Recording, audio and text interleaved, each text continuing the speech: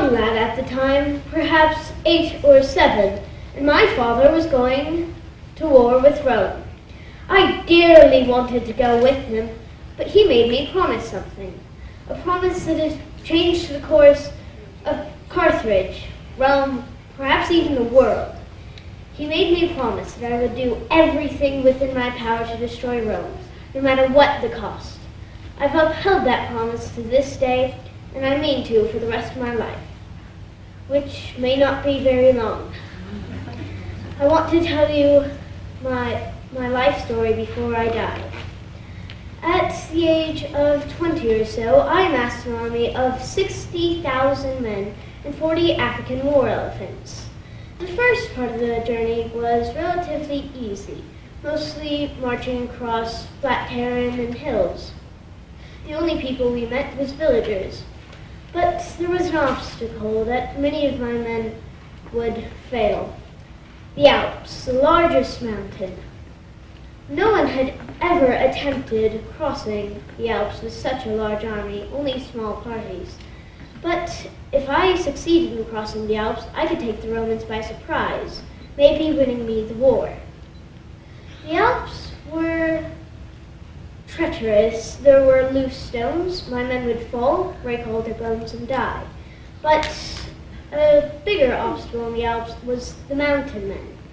They lived in the mountains and knew the mountains better than me and any of my men, so they were able to ambush us and hit us hard. Many of my men died to the mountain men, but none of my war elephants died. Once we had crossed the Alps, we took Rome by surprise. There were many victories to come. But my greatest achievement was the Battle of Cannae. All of my war elephants were dead at the time, and my only real backbone of the army was the Gallic and Spanish troops that I'd gotten from villages in Spain. I had very few Carthaginians, and my only very elite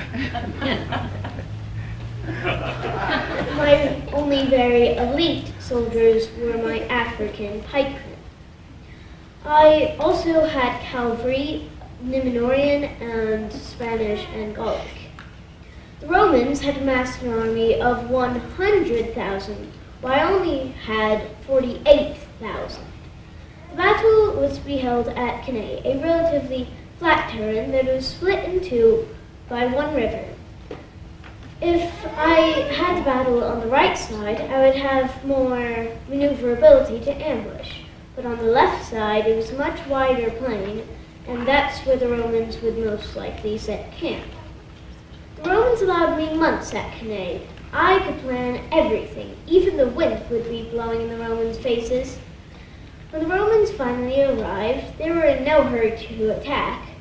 They had set up camp in the surrounding hills. But one day, I sent out my cavalry to harass the water takers. The Romans had had enough and were considerably thirsty. When they had massed, it was one large block of Romans shouting and cursing at us, hating us so much. I had my men go in a straight line, thin, but the Romans couldn't see that it was thin. I had my elite African soldiers like wings on the side, and I had my Gallic and Spanish cavalry on one side behind the wings, and my Numenorean horsemen behind the other wing. The Romans charged, yelling and cursing more.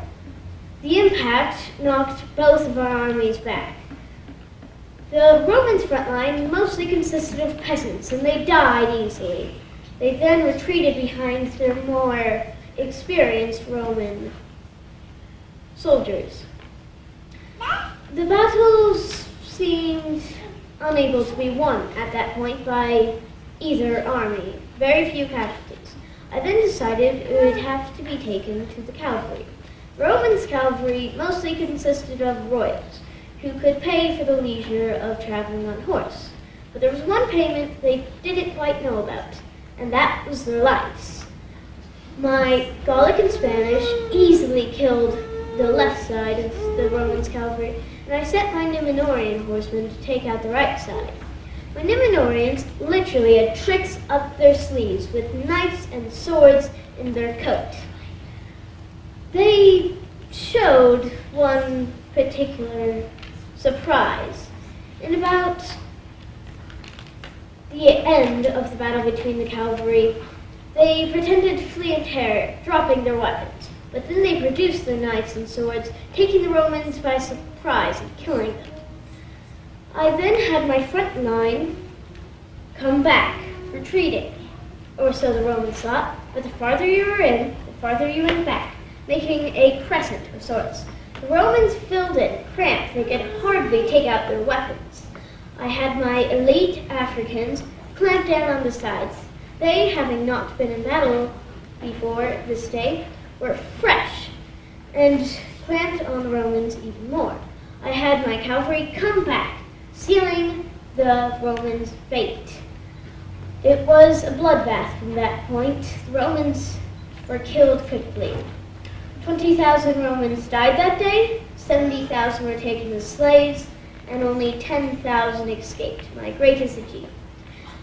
But from that point on in the war, things were not going so well. I didn't have enough men to cover the territory which I had gotten. The Romans' new commander, Scipio, took back Spain. I had no way back.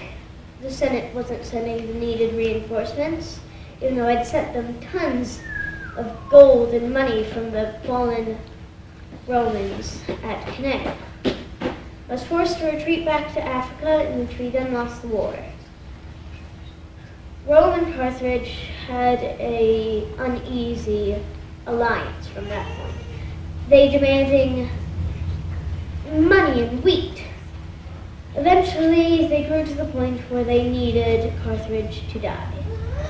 They destroyed Carthage, burning it and laying salt over it so no plant would grow back. I was banished, and I am now on an island mostly used for pirates and smugglers. The Romans have trapped me here, and there's no way of escape.